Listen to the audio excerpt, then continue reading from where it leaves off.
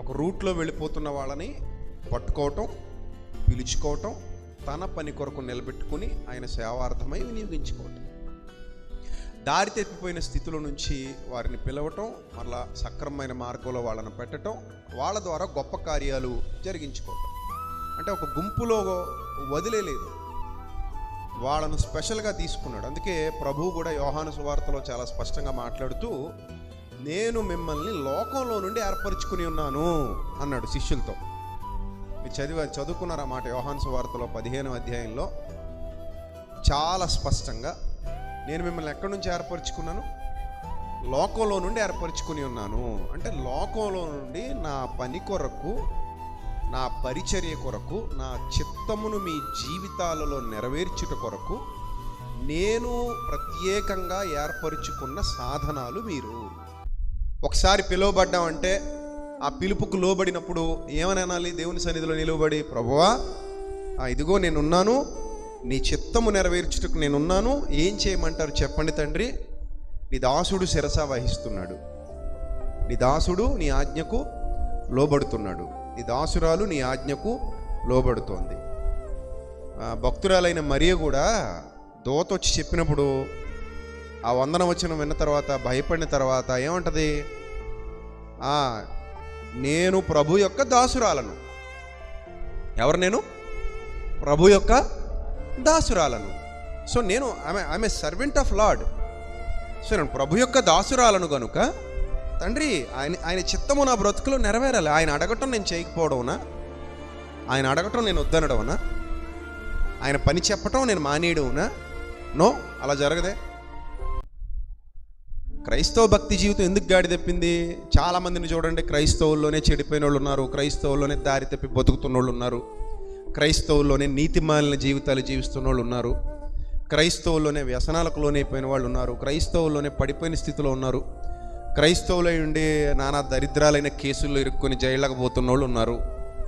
మళ్ళీ వీళ్ళందరూ పేరుకి క్రైస్తవులు, తీరికి లోకాస్తుల కంటే అన్యాయంగా బ్రతుకుతున్నోళ్ళు. అందుకే వాళ్ళని గురించి అన్నాడు, మీరు ప్రభు యొక్క గాయాలు మరలా ఏం చేస్తున్నారట? మీ వలన రేపబడుతున్నారా బిడ్డ అన్నాడు. మీరు ప్రభు యొక్క గాయాలు మళ్ళీ రేపుతున్నారు, మీ వల్ల ఆయన గాయాలలో నుండి మరలా రక్తం స్రవిస్తుంది, మీ వల్ల ఆయన గాయాలు రేపబడి ఆయన చింతకు గురవుతున్నాడు, ఆయన బాధకు గురవుతున్నాడు. కనుక ఆ దుష్ట స్థితిలో నుండి బయటికి రావాలి. ఆయన మార్గాల్లోనికి వెళ్ళట్లా, ఆ మార్గాల్లో నడవటానికి ఇష్టపడట్లా, ఆయన చిత్తాన్ని నెరవేర్చడానికి కష్టపడట్లా. కాకపోతే భక్తులైతే అలా లేరు.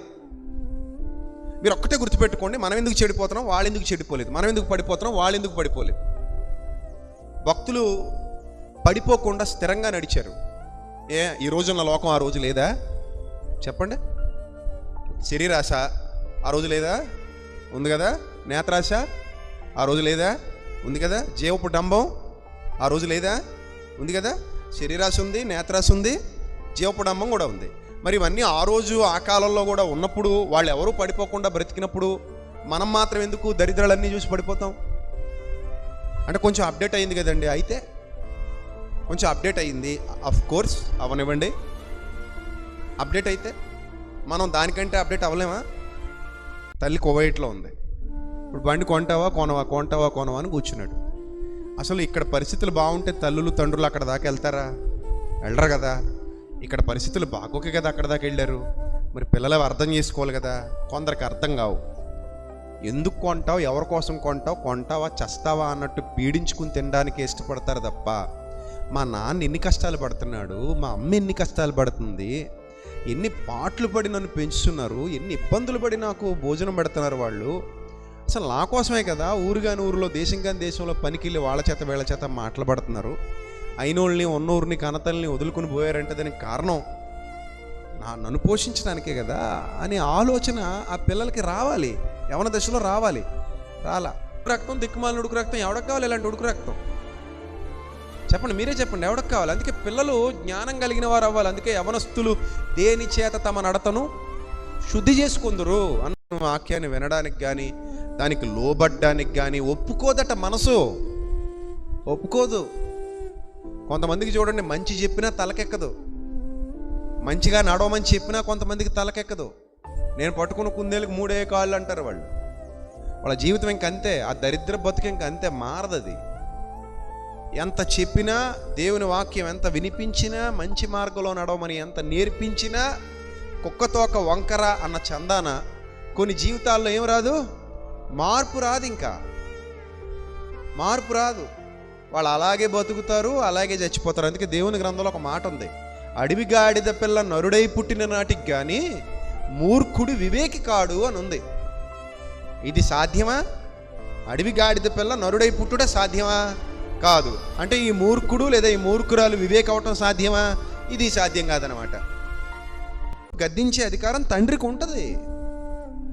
ఎస్, వాళ్ళ రైట్ కలిగి ఉన్నారు, వాళ్ళకి రైట్ ఉంది. సో అలాగే ప్రభువుకు కూడా రైట్ ఉంది. అలాగే బోధించే బోధకుడికి కూడా రైట్ ఉంటుంది. ఖండించుము, గద్దించుము, బుద్ధి చెప్పుము. ఇతరులు పాపము చేయుటకు భయపడు నిమిత్తము పాపము చేయువారిని అందరి ఎదుట గద్దించుము. ఉందా లేదు తిమోతి పత్రికలో? ఉందా? అందరి ఎదుట గద్దించుము. ఒక్కోసారి పక్కకు పిలిచి చెప్పాలి, శృతి మించిపోతే పబ్లిక్లో నిలబెట్టి చెప్పాలి. ఒక్కోసారి చెప్పాల్సి వస్తుంది, తప్పదు. మరి రోగం ఎక్కువైపోయింది అనుకోండి, ఏం చేస్తాం, కొయ్యాల్సి వస్తుంది. ఒకసారి చిన్న సూది మందుతో పోద్ది, ఒకసారి ట్యాబ్లెట్తోనే పోద్ది, ఒకసారి ఏదో టానిక్లు సిరప్లు ఇస్తే పోద్ది. ఎందుకు రమ్మంటాం మన చర్చికి? ఆత్మీయంగా బలపరచబడాలనుకుంటే రండి. మీరెక్కడా కని వినని సత్యవాక్యం కావాలనుకుంటే రండి. అంత ప్యూర్గా, ఏ మలినం లేకుండా, కల్పితాలు లేకుండా, కట్టుకథలు లేకుండా, ఉన్నది ఉన్నట్టుగా విలువైన వాక్యం మీకు ఎక్కడ దొరకదో కావాలనుకుంటే ఇక్కడ రండి. అంత ధైర్యంగా రొమ్మిరుచుకొని పిలుస్తాం మనం. ఎందుకు? వచ్చిన వాళ్ళు చెప్తారు సాక్ష్యం, మనం చెప్పక్కర్లా. వినని వారు కాదు, వింటున్న వారు ఇస్తారు. మన బోధలు వింటున్న వారు ఇస్తారు సాక్ష్యం. ఏమనో తెలుసా? కావాలంటే మన యూట్యూబ్ కామెంట్లలోకి వెళ్ళి చెక్ చేసుకోండి. అందులో చాలామంది పెడుతుంటారు, అన్నయ్య మీ మెసేజ్లు వినడం మొదలుపెట్టిన తర్వాత ఇక నేను ఎవరివి వినలేకపోతున్నాను అని పెడుతుంటారు. అంటే ఆ టాప్ ప్లేస్లో మీ మెసేజ్లు పెట్టుకున్నాను నేను. అలాంటి గొప్పదైన సత్యవాక్యాన్ని ప్రకటిస్తున్నప్పుడు విల్లింగ్తో వచ్చాం ఇక్కడికి. తండ్రి నాతో మాట్లాడు ప్రభువా, నేను వచ్చాను, అందుకే నీ సన్నిధికి వచ్చాను, నీ సేవకుడు ముందు విధేయత కలిగి నిలబడ్డా, కూర్చున్నా. నాతో మాట్లాడు తండ్రి. అదే మన ప్రార్థన. నన్ను హెచ్చరిస్తావా హెచ్చరించు, గద్దిస్తావా గద్దించు,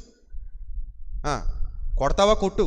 నీతిమంతుడు నన్ను కొట్టుట ఆత్మ సంబంధంగా కర్రతో, కర్ర అంటే దేవుని వాక్యం, కొట్టడం అంటే గద్దించటం.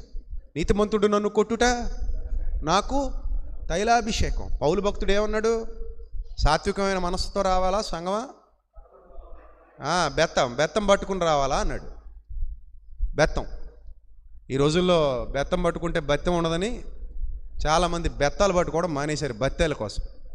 మనకి బత్తేలతో పని లేదు కాబట్టి ఎప్పుడు బెత్తాలు పట్టుకుంటేనే తిరుగుతాం. మన దగ్గర ఒక 5-6 రకాల బెత్తాలు ఉంటాయి,